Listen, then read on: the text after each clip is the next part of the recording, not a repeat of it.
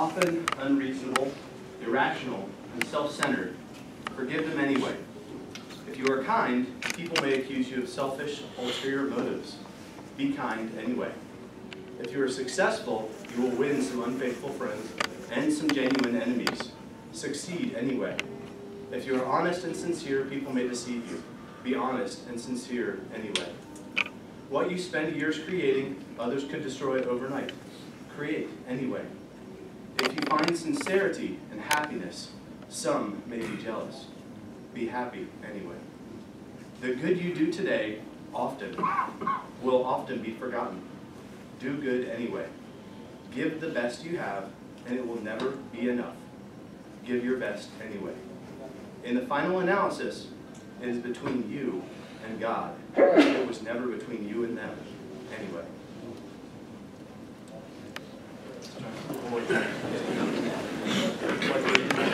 The flag of the United States of America, and to the republic for which it stands, one nation, under God, indivisible, with liberty and justice for all.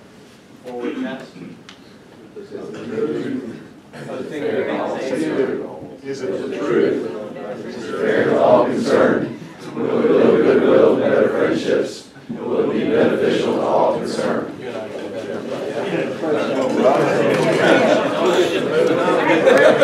Go back.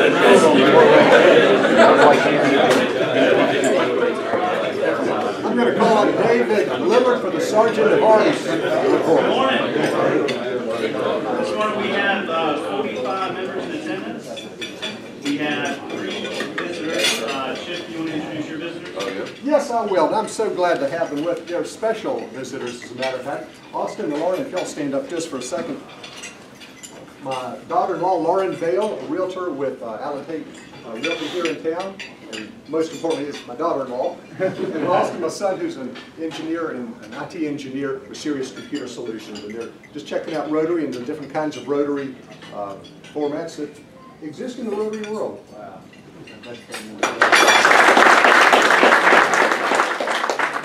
And Walt, I believe you have a a lot of you guys know Jim Morgan. Actually, my oldest golf buddy. Bought all my golf equipment for me, $10 at a time, and anyway, really good guy.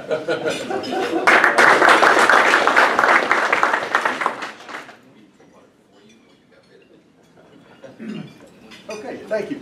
Rick, let's talk about birthdays and anniversaries. Yes, sir. We have a couple here today. We've got one birthday, Howard Rickers. I know he's here. I said, there we go. Yeah, on the 11th, actually. You're So, right. just passed it there. Happy birthday, my man. And club anniversary. Where's Wayne? Wayne Anchor. Yes, sir. How many? 2. Okay. You know, I think you're right. I always want to catch somebody saying, you're exactly right. Thank you, sir. All right. And this week we got some wedding anniversaries. Mr. Vale just had one. Celebrated 29th on the 11th, Veterans Day. Yeah, all right. So you're a veteran of how many years? 29. 29. All right, good deal, good deal. And Brian Kaiser, I saw Brian come in. Well, here he is. You had one on the 12th. How many you got? 7. All right, big number 7. And Lawrence Mann. Here? Oh. No? Okay. Well, he and Ann celebrated 17 years on the 16th. Thank you. Thank you. Got a few announcements. One of them, tonight we have an orientation for new members. That will be at Lisa Simpson's house. And if you have not let either me or Lisa know, this is your last chance. Is that fair, Lisa? We're going to cut it off if we don't hear by the end of it. We got a good turnout. We've got a good turnout. And you know, we had a board meeting this week, and one of the criteria for moving from red to blue badge is to attend a board meeting. We had several people attend our board meeting, so that was nice to see you get that checked off. And sponsors, that's part of your responsibility too, is to make sure your new member that you have brought to the club gets to a board meeting in a timely kind of way. So next board meeting will be early December and then January, so keep that in mind if you need to attend one. Matthew, can we talk about Designs to Fight Hunger? Good morning, everybody. Tuesday, I think it's Tuesday, don't hold me down. Tuesday the 20th at Four Seasons Mall. It's a big place, couldn't tell you where, but you'll find it if you'll volunteer. I'll go there with you, help you find it. But we're going to be building a big cake with canned goods to bring awareness to hunger and everybody that needs food and try it for Thanksgiving. The cans will be donated by Harris Teeter, so you don't have to worry about carrying anything in. We need at least one person for 2 hours. That's it. Very small, minimum thing I'm asking. It'd be great if somebody wants to go. It'd be great. It starts at 8, ends at 12. Anytime between 8 and 12 would be wonderful. And I'm going to go ahead and start doing the plug for Ringing the Bell for Salvation Army. I think next week will be about the right time that I'm going to send out the invite. We're going to be doing it with what's it, Page High School and the Interacts. So if you want to get a slot, you better get it quick because they move a lot quicker. Well, they move quicker than I do now. I'm y'all's age, so thank you. Hey, Matthew, one other announcement. Aren't you looking for a piece of hardware for your patio or your deck? Well, yeah, if you guys $50. $50. Oh, okay. Well, save that for $50. I appreciate that. Okay, Justin, you want to announce the pickers? So as y'all know, James Edwards has moved to Boone, or is in the process of it, so I thought I would step up and try to get the Christmas pickers together. If you play guitar, if you even think about playing guitar, let me know, and I'll try to get a list together. Probably have at least one practice-ish before we get up there on the main stage. But thank you to Buster for sending out the list of songs that I had misplaced that, but I think I sent that out yesterday, so we can try to get some of those hard chords together before we start. But I'll next 2 weeks I'll try to get something together and send it an email. Thank you, Justin. So build up the calluses on your fingers. What about air guitars? Can we bring the air guitar, or you want the real thing? Both. You want okay. Sure. That pretty well wraps up our announcements. We've had a busy couple of months. We've gotten a lot done as a club, and there's a lot to feel good about. So I've decided it's time for a little time off. Why don't you take next week off, and we just won't have a meeting next week. So no meeting next week. Sure. Okay, football pool. All right. How do you remember the story of Win One for the Giver, George Gipp? Okay, all right, I want to take a moment before I get to football pool. George Gipp was a football player at Notre Dame. It's one of my alma maters. He was there a little bit before me. He graduated in 1920. But he was a football player, and he was a great running back, and he contracted strep throat, and it actually ended up killing him. Because it was before antibiotics, and he talked with Newt Rockney, his coach. Newt Rockney was at the deathbed, and he gave a speech to Newt Rockney, who then gave a speech on. He said, "I've got to go, Rock." On his deathbed, he said, "I've got to go, Rock. It's all right. I'm not afraid. Sometime, Rock, when the team is up against it, when things are wrong and the brakes are beating the boys, ask them to go in there with all they got and win one just for the giver. I don't know where I'll be then, Rock, but I'll know about it, and I'll be happy." And Rockney used that against Army, and when Army was undefeated in 1928, and Notre Dame came back and won. Now, what does this have to do with the football? Not much. Some of you may remember my inspirational speech last week when I said we only had 21 people who did the football pool, and because of my inspirational speech, we went all the way up to 25. So, I don't know. So I thought I would use this to try to get more people to do it. Listen, I'm going to have, we've got 2 weeks for the football pool. That's why the selections of the games look funny. So please fill it out. You've got 2 weeks. I tried to give you more local teams so that you can have it. You've got 2 Carolina Panthers games, a couple repeats. So that's what it is. So it's 2 weeks worth, so that you can be invested all the way through Thanksgiving weekend. Now, for this week, I'll be quick since I used up some time with that inspirational speech.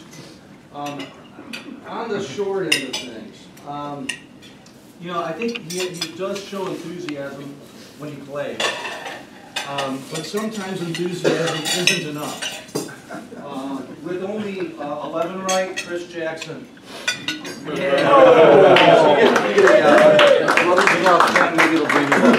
Nice. All right, on the high end. Cool. We had some good players. We had Chris Justice and David Lillard tied at 17. But coming in at 18. Coming in at 18 with the big win is Tony Villiers. So please play this week, and we'll hope for good things for all of you. Thank you, Mike. You got to play to win. Let's see. How about some happy dollars? Let's do some happy dollar, baby. That's what I'm talking about. Y'all missed me last week? I got some. I was so glad I missed it. I lost the football pool and I wasn't here. It made me so happy. Well, since we're doing a golf thing today, I only play golf about once a year anymore. I played a lot when I was younger. Used to play in a lot of tournaments and stuff. So I'm a member of the Jamestown Golf Association. And their last tournament of the year, they call it the turkey tournament. I think they used to actually give turkey days to kids played in it. So I get out there and it's a great day for it. It's just above freezing. Everybody's got toboggans on. Wind's blowing like it is today. But I get paired with Larry Boswell, and I've never played with Larry. He's well known across the state. You know, he's in the Guilford County Hall of Fame. And I'm thinking, oh, no, I'm going to embarrass myself. I only played once all year. And we get out there and we pull up where it's a shotgun start. And everybody tees off, and then you play your own ball the rest of the way in. So everybody's score counts. And we're on the first hole at Jamestown, and the wind's dead in our face, and I stop at the white tees. And they're like, you're not 60. I'm like, thanks a lot. No, I'm 59. I turned 60 in February, so I'm having to hit off the back tees, and all these guys are up on the gold tees. Well, we took 3 of my drives on the front 9, so, and on both par 5, so I'm out there, hey, yeah, you old geezers. I get around to the 16th hole, and I hit the driver, which you usually don't hit there, right down by the green. Larry Boswell says, if you could putt even just a little bit, we'd walk away with this thing. Next year, instead of working on my putting, I'm going to be on the gold tee, so I'm going to really be playing next year on this thing.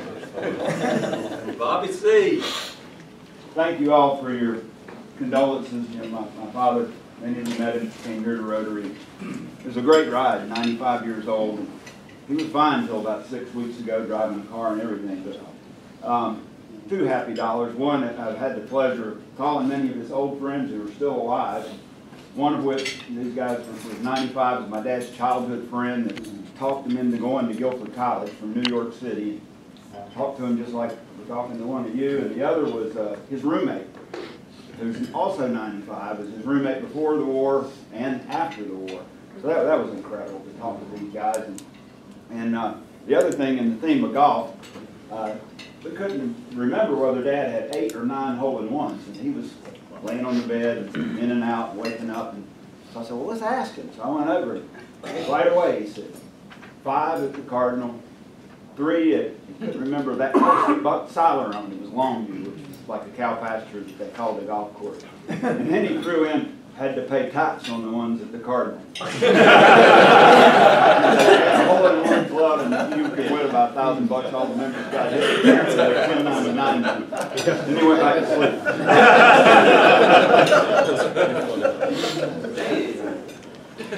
Yeah, Jamestown quit doing that turkey thing after that WKRP turkey drop. I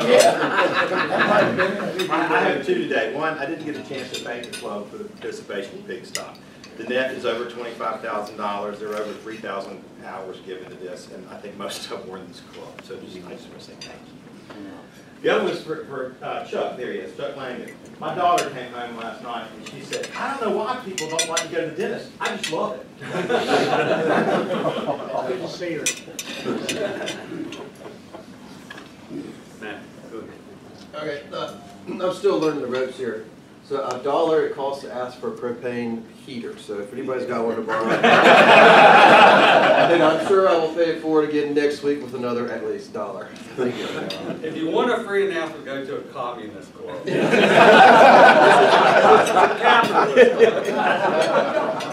Buzz and I got a couple, and I will tell you just in how important it is for this guy, for his 4-year-olds to have a warm birthday party out on the patio eating that pizza. You do not want to have that inside. You don't want those little girls cold either. So everybody step up. So just when you think the world has just gone off its hinges altogether, usually that's when I see something that's really good. So I was up at one of the box stores yesterday buying some chicken wire. We buy 10 rolls of chicken wire to make lighted Christmas balls with. Actually, this coming Sunday, and you all are invited to Toad Hall from 2 to 5 p.m. or 2 to 6 p.m., however late you can stay. But there was a guy getting this stuff down, and he said, well, what do you do with this stuff? And I said, well, we make chicken wire balls, and you know, we have this in the neighborhood, and people come through and they leave cans of food, and then they have this race, and they send us money over to Second Harvest Food Bank. He said, my goodness. He said, you know, when I was 13 years old, he said, you know, I give, I hate to say this, but I will anyway, $50 out of every other paycheck to Greensboro Urban Ministry. I guess this guy's about 45. He said, when I was 13 years old, my mom and I lost our house. It burned to the ground, and we lost everything. And Greensboro Urban Ministry and the Food Bank helped us get back up on our feet. So, I mean, I was just, you know, just when you think the world has gone off its hinges and you'll never see anything good again, here's a guy stocking shelves, and he says, I love to give. When you've been the recipient of goodness, you see life through a give back lens. And I thought, wow, that was my lesson for the week. The other fun thing that happened this week, I'm driving to work. I'm going down Smith Street in a 1985 Chevrolet Suburban with a license tag that says Shine on the back of it. I got 2 Boykin Spaniels on the front seat with me. And I looked down at the odometer, and this thing was built back in the day when you only had 7 digits on the odometer wheel. And I don't know how many of y'all grew up with a car where the odometer went around like this. You know, most of them are digital now. You can't see it unless the key's on. But when I was a kid, I used to love to turn a car 100,000 miles, and then I would back it up 4 or 5 miles, and I would do it again. So right there on Smith Street, 9 o'clock yesterday, I look in the mirror. Nobody's coming. I had just turned 180,000 miles. I thought, this is my chance. And I backed up. I got it on Instagram, and I showed it again. So it goes from 79,999 to 80,000, and then back again. That was those horns I heard on Smith Street. All the way down here, Buster. Keep going back, coming forward. All right, I got 2 today. One, my daughter has not played basketball in probably 3 or 4 years, and she's in 10th grade. She tried out for the Grimsley basketball team. She's a pretty good athlete. And then so she made the JV, and the coach said, you know, I'd like you to play varsity if you want to, and she's a little nervous, so she's not decided if she's going to do that or not. So that's one happy dollar. And my dad ran for re-election for the 9th time and won again, so he's undefeated, and if you know him, undiminished. So that's going on the Tillman family. Well, first of all, I want everybody to take a minute and look at your name tag. Everybody, does anybody have my name tag? My name tag isn't a thing, and I didn't take it home, so if you have my name tag, you put it back. Anyway, Grandpappy was at work, and they had an announcement. Did you put up $1 for that? Yeah. I might have to buy new. So, Grandpappy Lewis was at work, and they had an announcement. They said, the bad news is your job is going to be replaced by robots.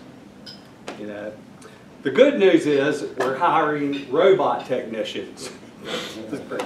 So the bad news is that we're working on robots that will fix robots. We do not anticipate any more good news.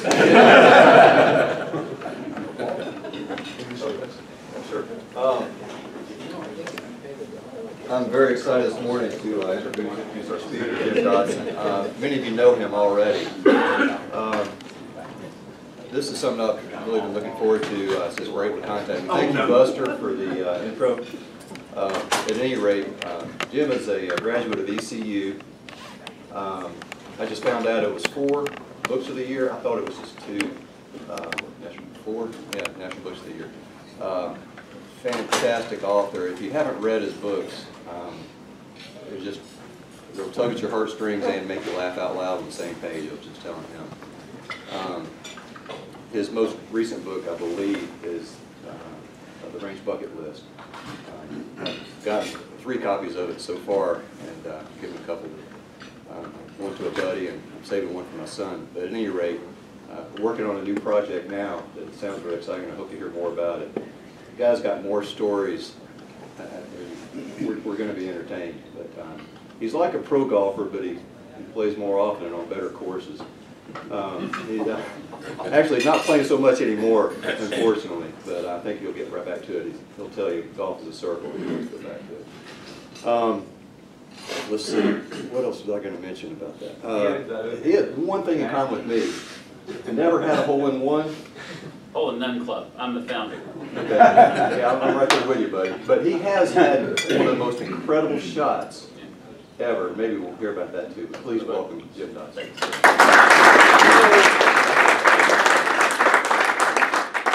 I don't want to stand up there. I'm terrified of lecturing, so I'm just going to walk a little bit. Y'all, this is like preaching to the choir or my unhappy family. You know, you never know who's going to show up when we talk. And my wife's a Rotarian who's sleeping in today because she doesn't have to go to work till later. And she was sure none of them would show up, and I said none of them will show up, and she said no, they'll all be there because these are the tough people. First off, Buster, I'm really sorry you can't remember your name. We won't forget it, and it's great to be here. Let me ask you just a cautionary note. Who's heard me give a talk before? So you can put your heads down and sleep. Again, I'm not. To me, this is like chatting to family because Greensboro is a holy place to me. I grew up over in Starmount, and in fact bought a house 2 doors from the one I grew up in when we moved back. This is the place that launched me on a 40-year big circle, to use Walt's lovely imagery, of journalism traveling around the world. And when I left this place in 1976, after almost a year at the News and Record, where I'd been the intern, I was intern the night Nixon resigned. I was the kid that ripped the UPI chattering machine and took it into old Howard Coble, who sat there with his little milk carton and his perfect little brown bag dinner. And he said, okay, get back to the room. He wanted to know the details of Nixon's departure from Washington. I was that kid, and my dad was a newspaper guy, so it just seemed like a journey I was predestined almost to take. And I went to Atlanta, to New England, and I told this story in a couple of my books about how I was at the Sunday magazine of the Atlanta Constitution at 23, the oldest Sunday magazine in the country and the biggest news magazine in the South, and I had no idea what the hell I was doing, because it was like putting a kid in an airplane to fly an airplane. To speed it up, and it's in the Range Bucket List, and I think it's in a book I wrote called Final Round. I worked there for 7.5 years, covered central wars in Central America, missing and murdered crisis in Atlanta, watched a dozen autopsies, saw my neighbor murdered by a drug hit, covered 3 presidential campaigns, wrote about every corrupt politician in Dixie. If you remember the ab scandal, I was covering all in the middle of that with John Jenrette crying down in South Carolina. His wife Rita, who just posed for Playboy, left him the day after he lost, by the way. And then I burned out. I called my dad. His office was over here by Lawndale Shopping Center, right off Banking Street, where the offices of a Henry magazine. Thank you for mentioning that, Buster. And I called him from George H.W. Bush's office, and I said, Dad, I don't think I want to be a journalist anymore. And I said, I just interviewed at the Post, and my dream job, and it was the Sunday magazine. I dreamed of working on the style section of the Post. The editor of the magazine of the Post invited me up to interview for the job. And he said, we want you to write the same Gothic stories you're writing down in Atlanta, and my heart just sunk.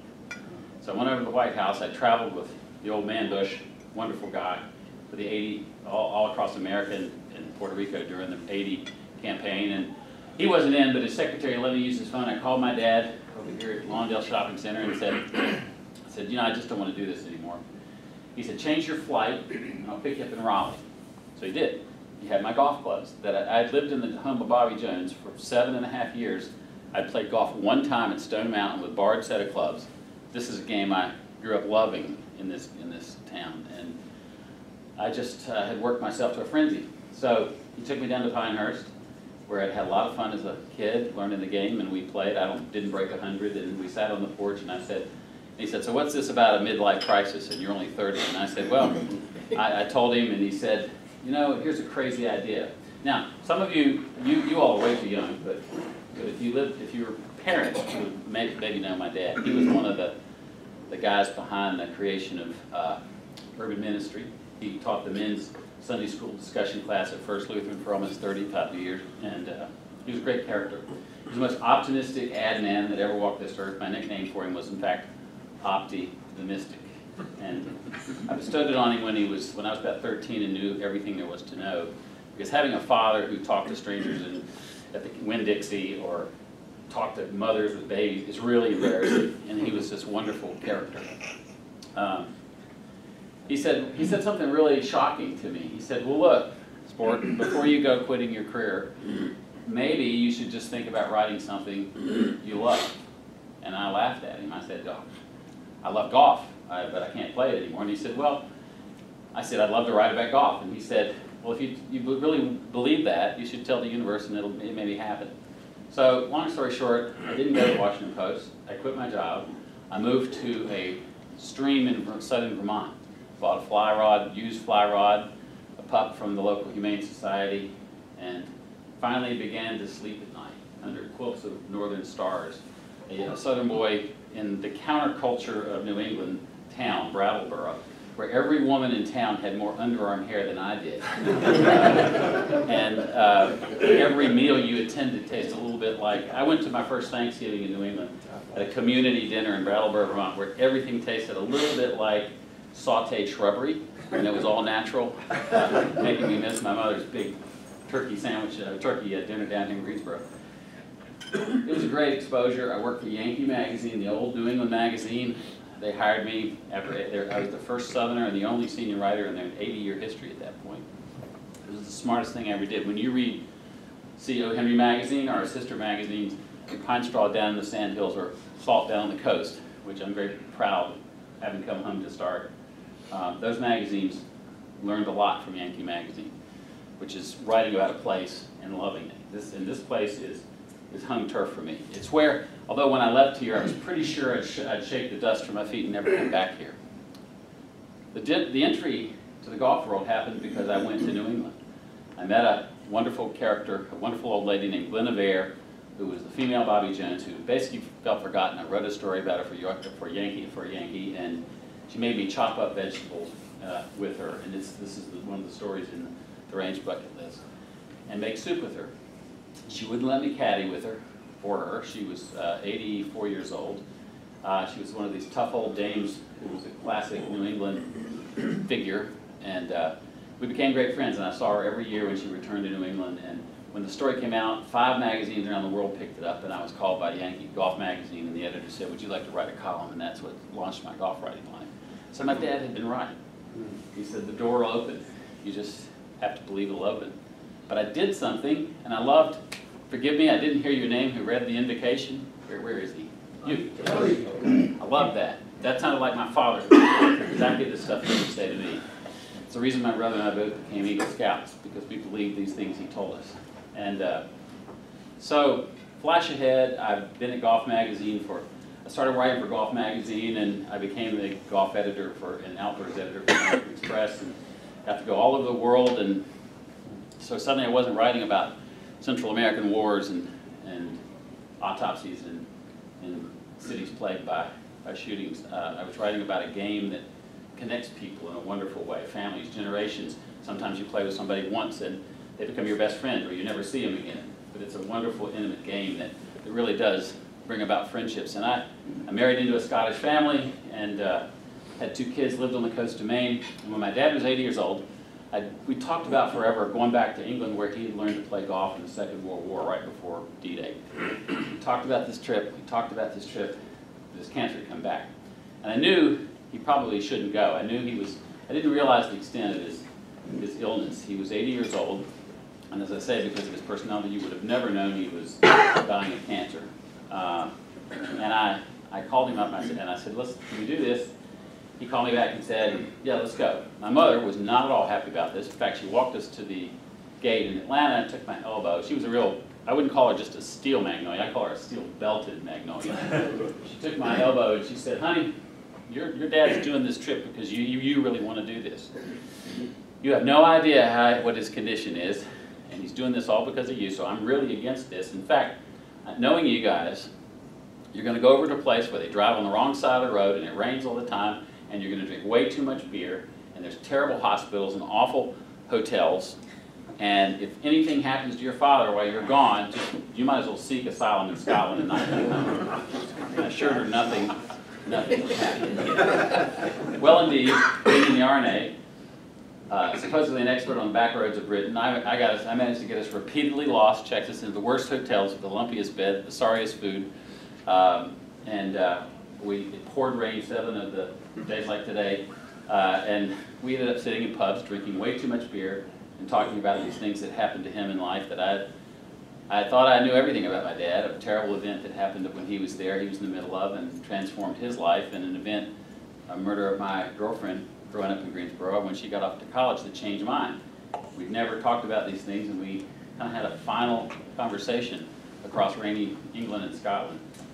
The book came out in November of 1997, and I thought if all my pink-eyed, lint-eared, redneck cousins in about 5 of these central counties bought a copy, and my mother bought the 300 or 400 I knew she'd buy, I might sell 500 copies.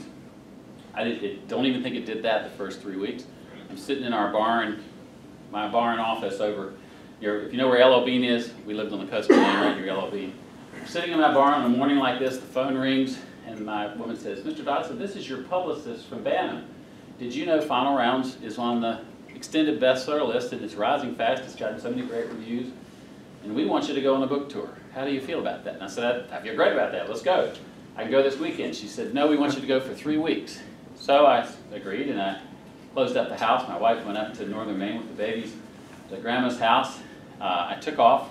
I went to Washington the first night, in Richmond. Then I came home to Greensboro. The Barnes & Noble had just opened, replacing a wonderful bookstore over in 406 that I loved. And there was a huge crowd. I mean, big crowd. Everybody I ever knew in this town. And our roots are real deep here. And many, people I hadn't seen in years, and some that I hope to never see again. They all showed up, old teachers, old girlfriends, old mothers with girlfriends, to sign a copy of Final Round. The next night in Charlotte was even bigger. Now, I had one roommate from college who was a charlatan, as I reminded him many times. And I'm standing there at the Park Roads book, and the line is out the door and down the sidewalk. And I'm trying to figure out, holy cow, this book really is exploding. This is fantastic. And I see this little couple right behind the lady I'm signing a book for. And the little lady is a friend of my mom, so she's chatting away. I finished, and as I'm talking to her, the little couple looked like the Grant Wood characters from American Gothic, you know what I'm talking about in the painting? They look like they just came out of the fields. The little man leans this way and he says, I don't believe that's him. And the little woman leans this way, and she says, yeah, I think he's older than that. This lady leaves, they step forward, I say, hey folks, can I sign a book for you? She looks at me deadpan and says, you ain't him, is you? I said, well, ma'am, you tell me who him is, and I'll tell you if I am him. She says, you ain't James Dodson, the Christian broadcaster. I said, no, ma'am, I'm an Episcopalian from Greensboro, North Carolina, which means I hail from the opposite end of the spiritual spectrum of James Dodson, the Christian broadcaster. But listen, there's only a D and B difference in our names. If you can get his book, I'll be happy to sign it for you. She did not think that was amusing. She took that little man, he did. He laughed, and she took him by the lapel and marched his fanny right out of the store. Here's the great part. She took every third person in the line with them. So I was like that Santa, when you unplug it on Christmas Eve on the lawn, and it just sort of goes. There was my ego. I thought, well, so much for being a best-selling author. I went all the way around the country, Atlanta, Dallas, West Coast, all the way up the West Coast, Canada, Vancouver, Montreal, home to Maine. It's 2 nights before Christmas Eve. Wife is up in northern Maine.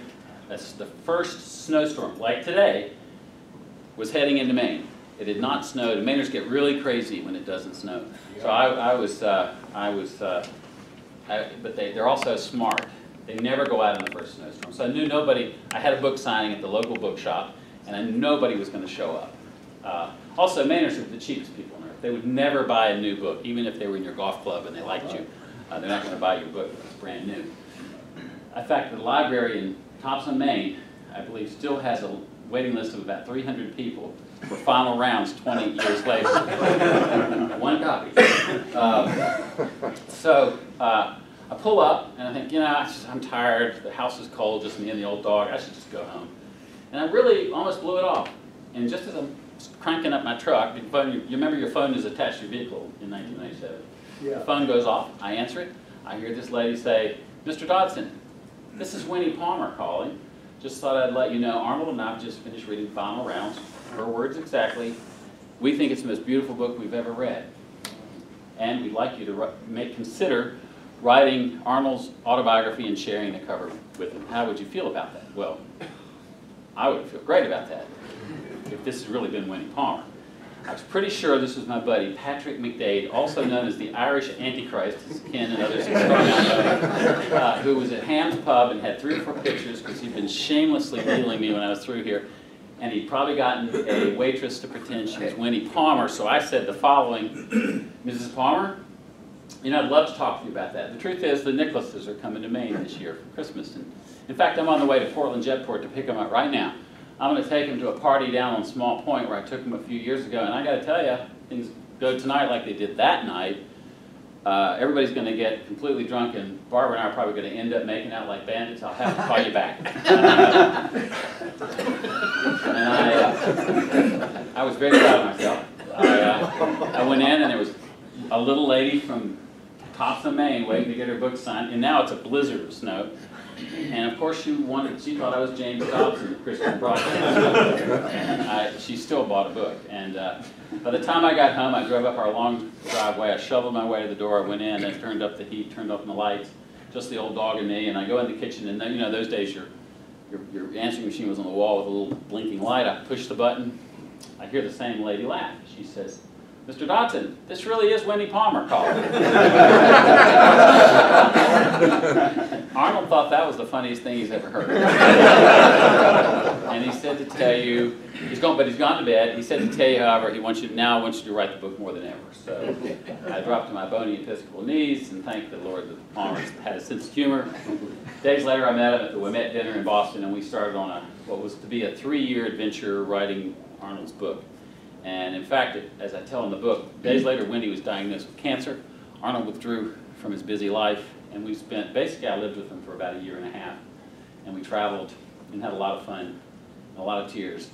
And we finished the book weeks before she passed away, and Arnold threw a party in the restored barn on the 15th hole at Latrobe, and there were 50 of us who came to say goodbye to Wendy, and it was just a real touching thing. This book that Walt was kind enough to mention is really my little love affair book with this game that really did reward and probably saved my life. Right before I left Atlanta, I was invited to go to work for the outfit directly across the street from us, which we Superior Print people called the Chicken Noodle Network, now known as CNN. So I could have easily been one of those people you see, those long-winded people you see on TV. The good Lord had another plan in mind. I also thought, I'd never come home. I had a chance to be the writer-in-residence at Hollins, and that let me put my foot back in the South, and then the chance to come home and start these magazines. So it's been a really great, great journey. I'm working now on a book about the Great Wagon Road, just checking for the hook. I know you got to be somewhere at 8 o'clock. My parents are gone, but I feel their presence. And to come home to Greensboro, which is just really hasn't changed. I've never lost my contacts here. My brother's here, my best friends, our family, including the Irish Antichrist, is still my best friend, and he lives a block away.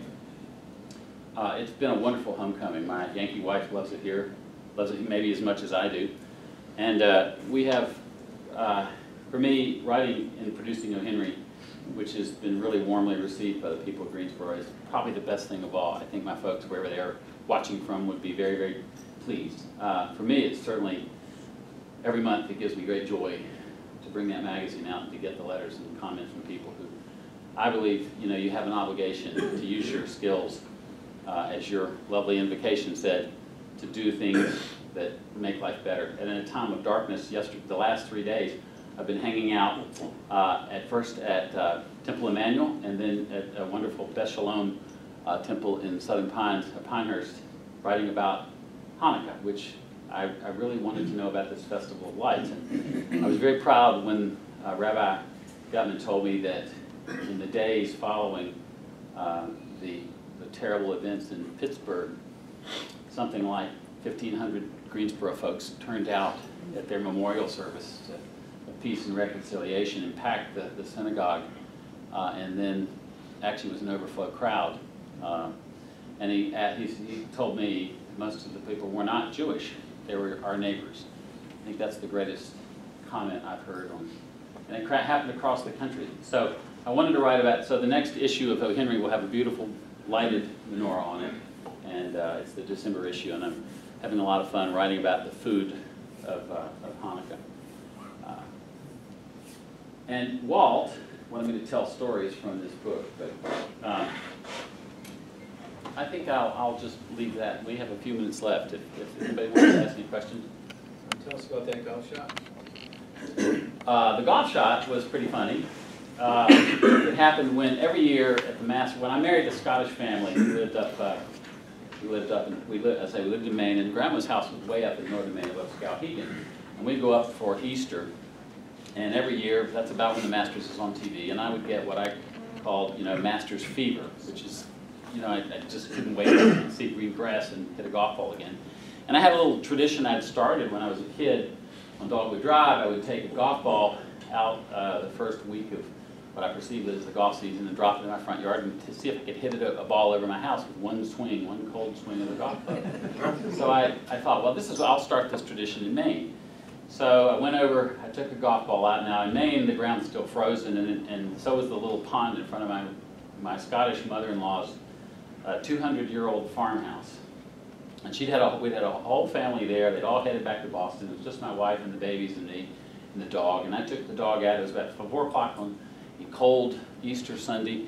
I took a golf ball, got my sand wedge out, and I went across the pond. It's about 100 yards from the house, the farmhouse, and I dropped the ball, and I took a little brief warm-up shot and took dead aim at the chimney and hit what I thought was a spectacularly brilliant sand wedge shot, just soaring, and then it just dropped.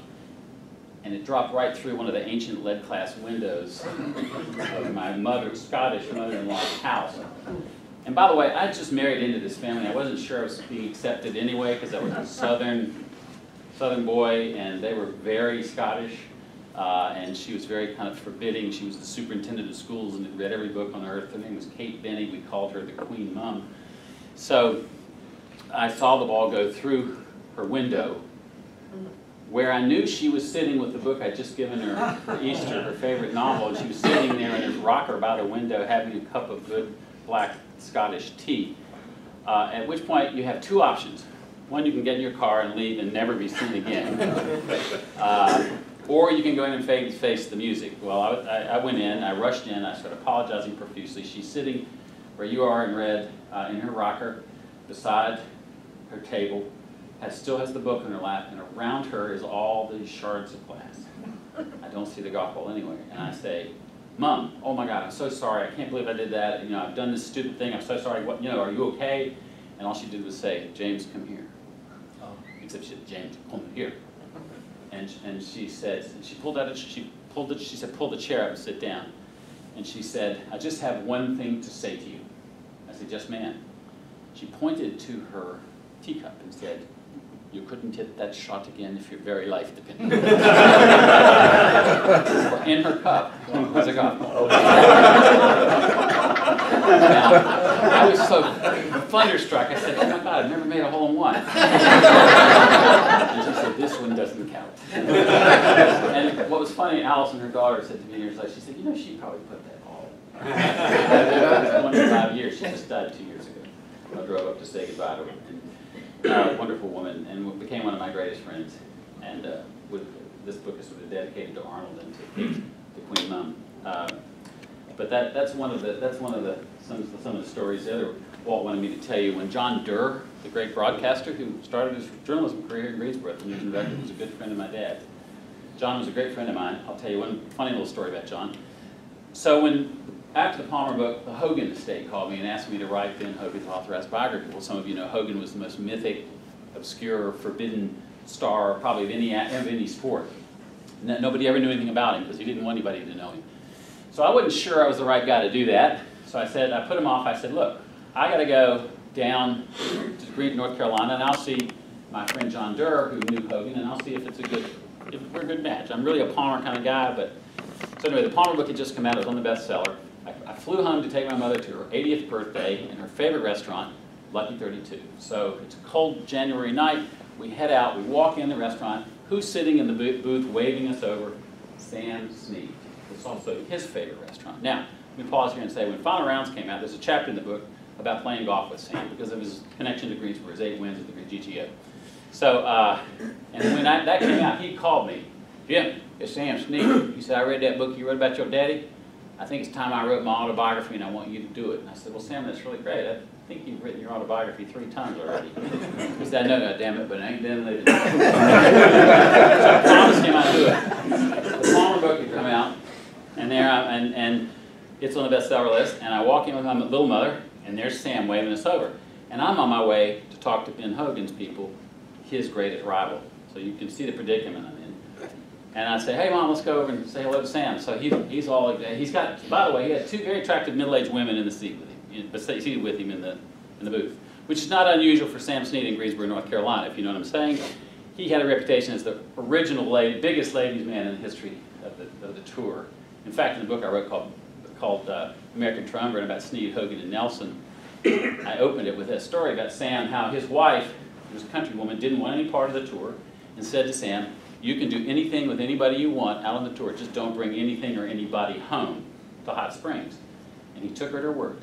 He became world class at it. In fact, in Greensboro, he used to have people like Jane Mansfield meet him at the motel out there by Sedgefield. He was very famous for this. So I wasn't surprised to see 2 nice-looking women sitting in the booth with him. He waves us over. He's 83 years old, by the way. So we walk over, and he looks at me. The first thing he says, I seen your book. You just finished Arnold's book. It's on the bestseller list. He said, I think it's time to get started on my book. When can you do it? And I said, you know, Sam, well, thank you. Well, I'm hemming and hawing. And I say, Sam, this is my mother, Jim Dodson. And he gave me this kind of sly catfish grin. He said, oh, I know your mother. Now, if you grew up in Greensboro, North Carolina, Sam Snead knows your mother, that's the last thing you want to hear. Then again, I'm not saying this is true, but I might be the love child of Samuel. Especially seeing me hit a golf ball. And of course, my mother, perfect timing, goes, hey, Sam, guess what? Guess where Jimmy's headed? He's on his way down to see the family and estate of Ben Hogan to write his authorized biography. What do you think of that? And God bless him, Sam looked at me, gave me this kind of same little wry catfish grin and said, well, isn't that special? He said, that's very special. He said, I'll tell you what you do. You go on down to Fort Worth, Texas, and you talk to Ben Hogan's little friends, and when you want to know what the hell really happened, you come up and see me. And I promised him he would, and he died the next year, which is why I wrote American Triumvirate, kind of with good tilts towards Sam. But it's, you know, that again, these stories are just, they just fill my head. Right now I'm working on a book that I wanted to do from 1966. I was telling these guys, my great-great-grandfather was a guy named George Washington Tate, for whom Tate Street's named. He surveyed this county after the Civil War, and he owned the biggest grist mill in the state, right when you cross over Paw River there on 85 and 40. That's where his grist mill sat. And I saw that grist mill in 1966 before the bridge expanded. And my dad started talking about the great road that brought all the Scots, Irish, Germans, Lutherans, Moravians, Swiss to this part of the world. It filled the whole backcountry of an emerging nation. It was the original immigrant road. All those people were refugees and immigrants and settlers who had little or no money. Some of them were indented servants. And it's probably 2/3 of the people in this room have some connection to that road. So I've just spent about 2,000 miles up and down it in a year and a half traveling that road, filling my head full of stories of people who love history and love this road. 7 presidents, were born on it or around it. Through the major wars of this Revolutionary War and the Civil War were both fought along it. It's been an amazing road of history. So you'll forget, that explains why I've not been too connected to the golf world of late. But of course, being home in Greensboro for me is the great treat. Star Mountain was kind enough to invite us to be members there, and I love that. And even if I have to play with the Irish Antichrist, and it's close to. There's so many in this room, like my buddy Tom Sears, and others who know this place, love this place, just like you all do. And I'm very grateful to be here, and I thank you for your support and interest in O. Henry, and for having me this morning. Thank you.